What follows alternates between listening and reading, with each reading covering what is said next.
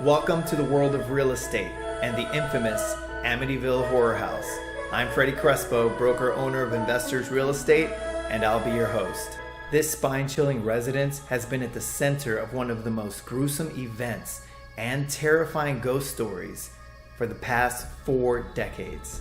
However, despite its ghastly and haunted past, the Amityville Horror House has proven throughout the years to be a resilient investment, not only retaining its value, but increasing in value as well as allure over the years. Submitted for your approval, 112 Ocean Avenue, Amityville, New York. The bone-chilling history of the house at 112 Ocean Avenue begins in 1925 in the small, quaint town of Amityville, roughly 30 miles outside New York City. A couple named John and Catherine Moynihan started building their dream home here in 1924, and they lived in the house happily for many years. Then, in 1965, their descendants sold the home to the Defeos family, a seemingly happy and well-off family. 9 years later, in 1974, is when things started to fall apart. The eldest son, Ronald Defeo Jr., at 3:15 a.m. on the night of November 13, 1974, grabbed a shotgun and killed his entire family in the home. He was tried in court and received several consecutive life sentences. He died in prison on March 21, 2021, at the age of 69 years old.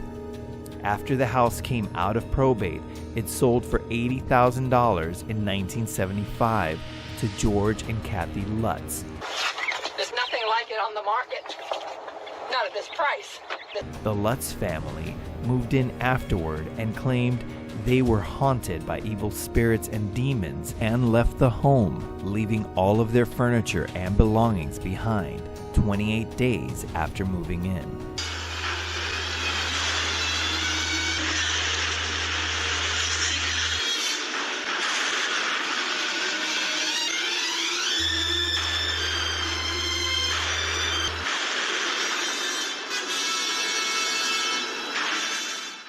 They fled to California.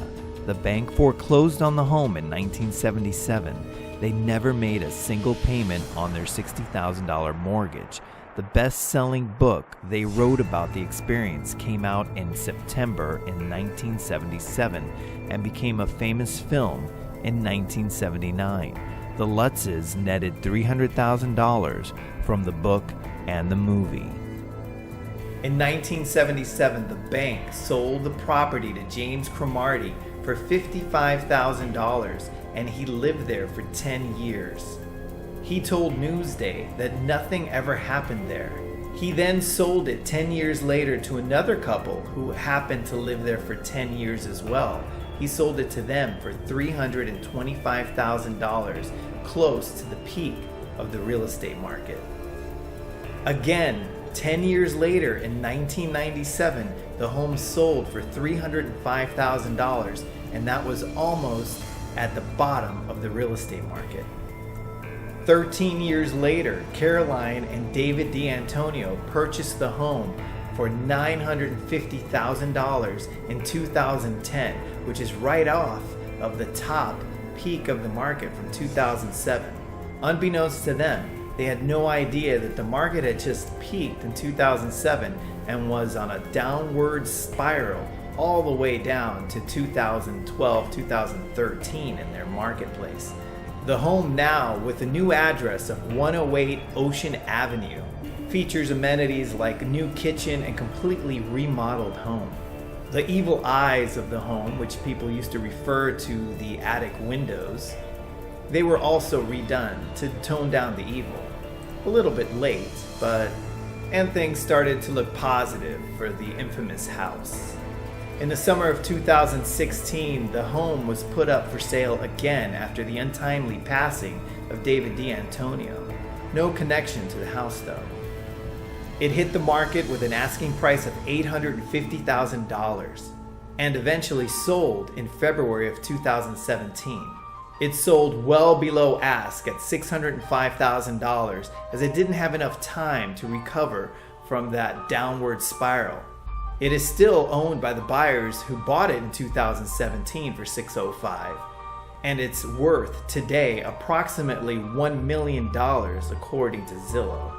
So all of this to say is that real estate is utility, and even bad mojo doesn't destroy its long-term value, as you can see in this history lesson.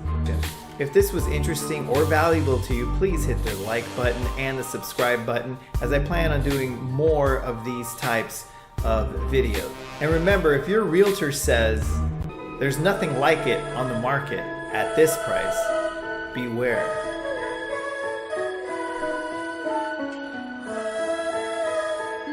Just a home, it's an investment. Investors Real Estate, LLC.